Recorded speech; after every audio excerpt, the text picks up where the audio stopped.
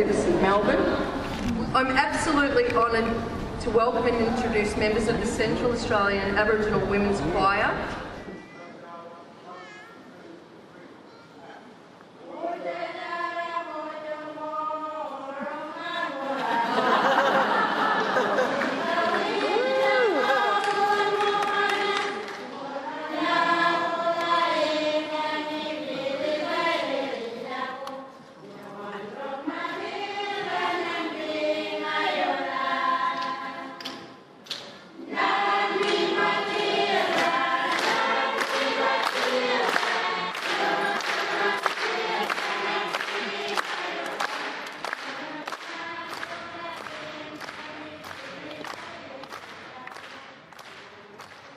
Storytelling is something that Aboriginal people have done for many, many years, and how you express that story is different. So some people express that through dance, some people express that through song. For me, definitely, I think it's cathartic. Yeah, you can leave things behind, or you can feel things deeper, or you can change your opinions and your emotions. Art is an expression of culture, and culture for us is not separate to who we are.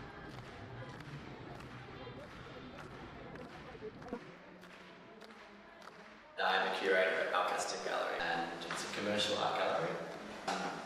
We specialise in Indigenous artists, but we don't only represent Indigenous artists. So it's a sort of a mixture of finding artists who are exciting, different, new, interesting, but also will have an art market and have clients and curators and collectors interested.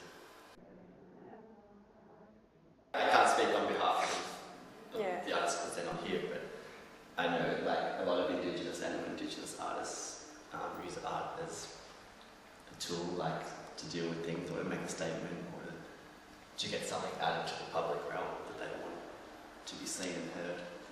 And you'll find that through history of artists, like wanting to make a statement, be seen and heard, and show their work.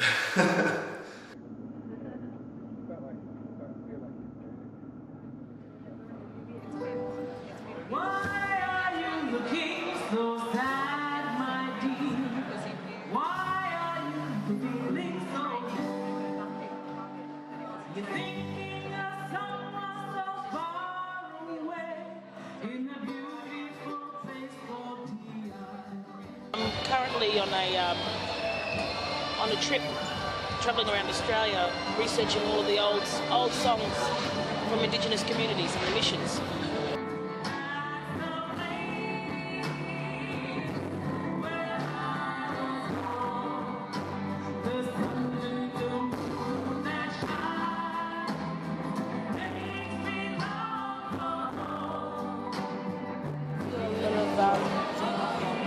Respect and honour for our old people, because they sing about times when life is hard, and my grandparents and great grandparents, they had to struggle to survive, and it shows their resilience. The fact that they kept singing those songs, that kept them going as well.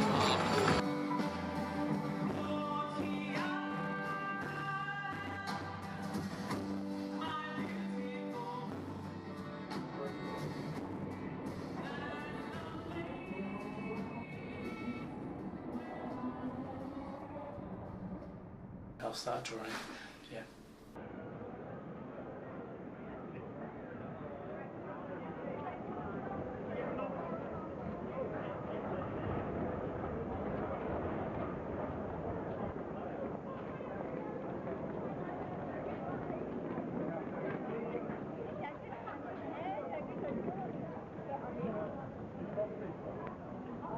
Grew up on the street here. Sally's my art name. Sometimes I express myself through my drawings. Sometimes I'll just do the opposite.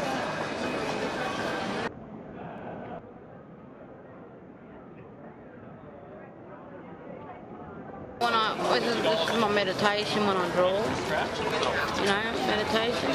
Take my mind off all the domestics around me. The only thing that takes my mind away, my brain, my mind off everything, you know. It takes me into dream time, as we'll say.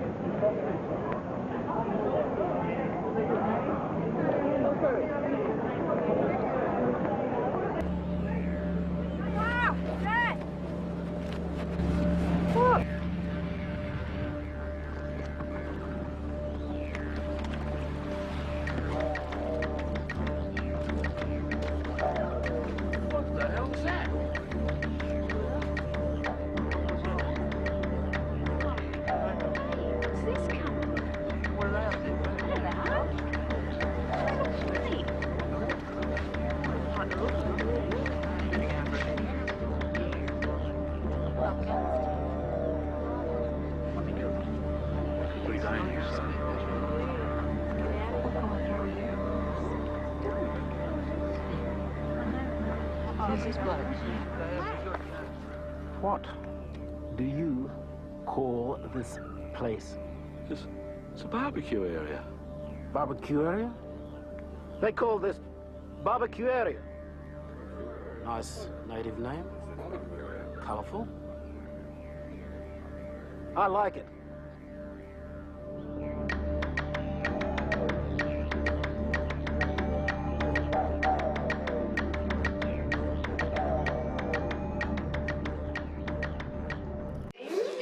My name's Faustina.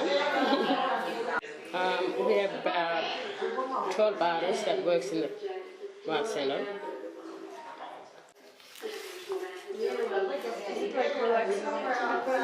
Yep.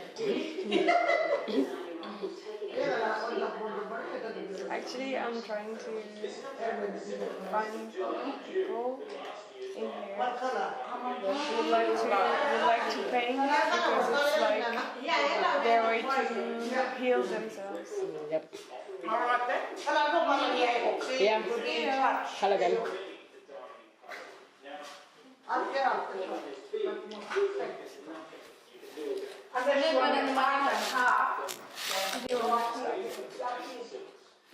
Yep. There's been a big debate lately in Alice Springs about the authenticity of traditional art, because a lot of people are making art just to earn a living, and so they, churn out 10 paintings a day just because they know that there's a demand for it.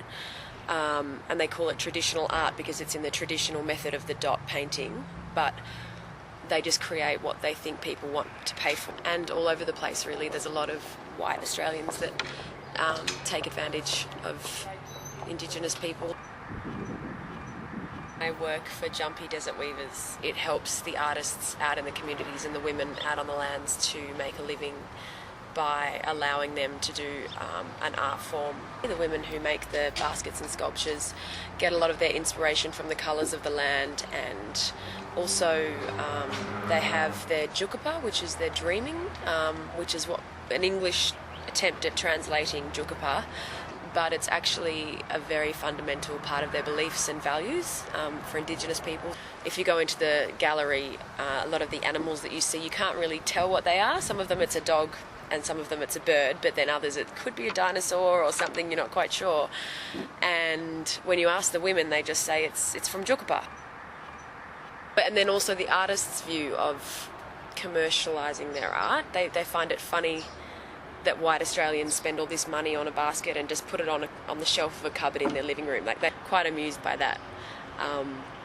But, that's how they feed their family, so that's why they keep making this work, and we, I guess, will continue to appreciate it as being really skillful, which it is, and yeah.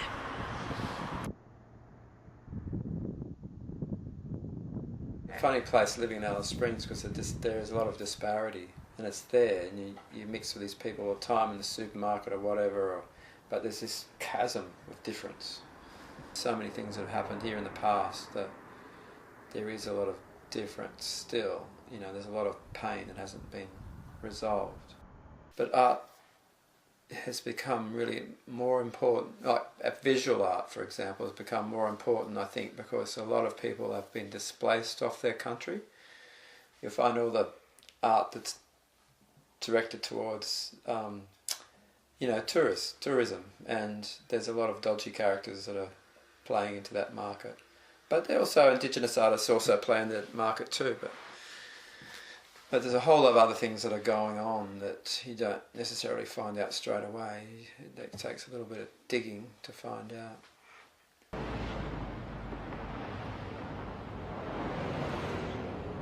A far cry from this image of white people, the one we see so often in the streets of our cities. What brings these poor people to this level? Why do they drag themselves through the sewers of our society? I tried to find answers to these questions, but sadly, everyone here declined to be interviewed. So I put this question to the Minister. Is it fair of us to expect white people to improve? Do they want to change? Yes. And here in my department, we're doing everything we can to help them. We've created 32 new jobs in the last year. We've built 7 new houses. But what if they're happy the way they are? It'd be morally wrong for us to leave them like that. We've got to do everything we can to help these people take their place in society.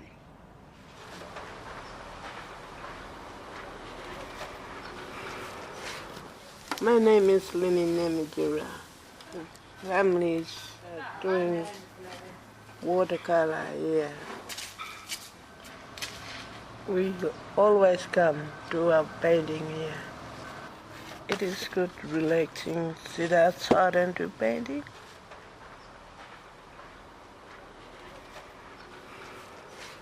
Why do you paint your country and not like... Because people can come and see what country we are. What do you feel about painting your country? Like it's something particular. Paint your country instead of anything. Yeah, country. People come and see our country.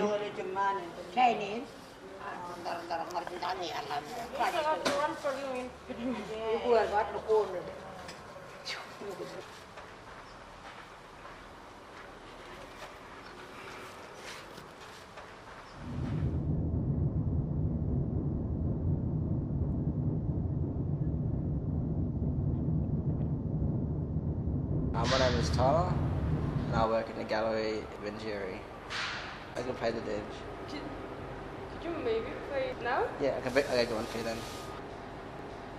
Hey, I'm talking with Tyler. Yeah, no, he was just telling me, but do you have permission to do that? When you actually in the resort, you need permission to do it? I need permission? Yeah.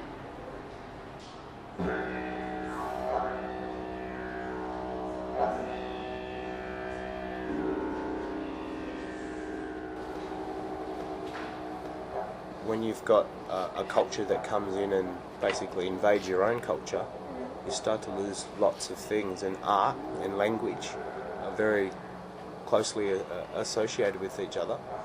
Aboriginal culture is evolving, but through art it's evolving in such a way that's dictated by the market. Then what has become of art today? How is art being used today? In urban environments, is it just about capitalism? Is it just about making money? Or does it still have a function, and does it still have a role within people's traditional lives?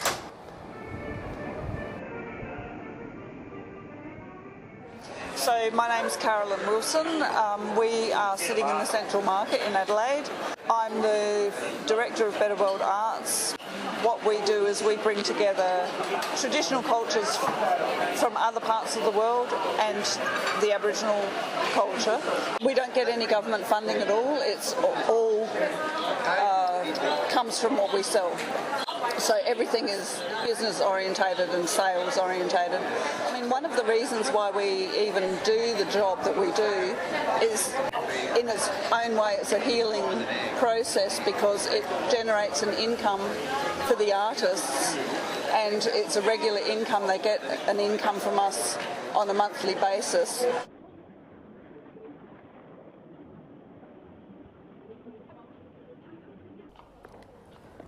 white people intelligent? Well, according to recent studies, they are. The problem seems to be their insularity, the tendency to avoid mixing with other races, to cling to their own, fairly narrow view of the world, to resist change. But in a bold experimental move, the government is attempting a new direction.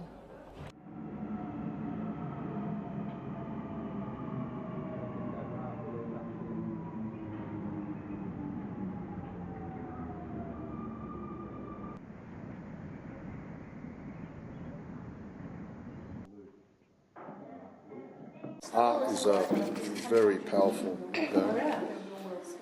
tool. You play the guitar? You can just She just did. Yeah. and you can use it to help people. You can use it to destroy people. You know?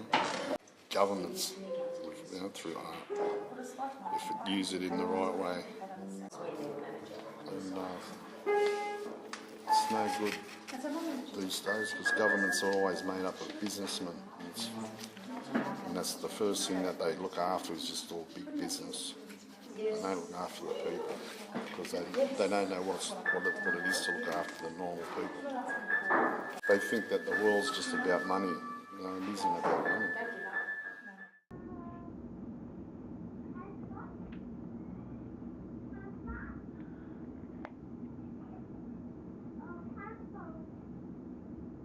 We have to remember that the colonisation of Australia by the British was a non-negotiable situation. The British didn't come and say, there are people here, we need to negotiate our settlement.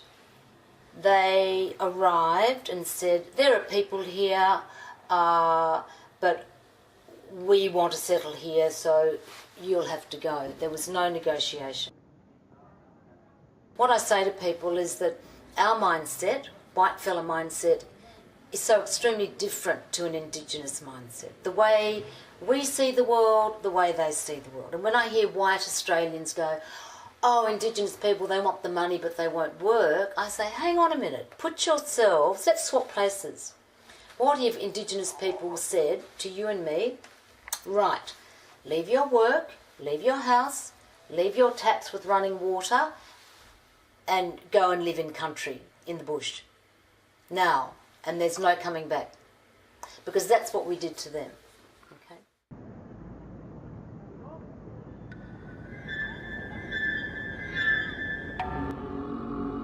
And so, what of the future? Do white people need to change their attitude to us? I'm optimistic. Or is the answer for us to change our attitude to them?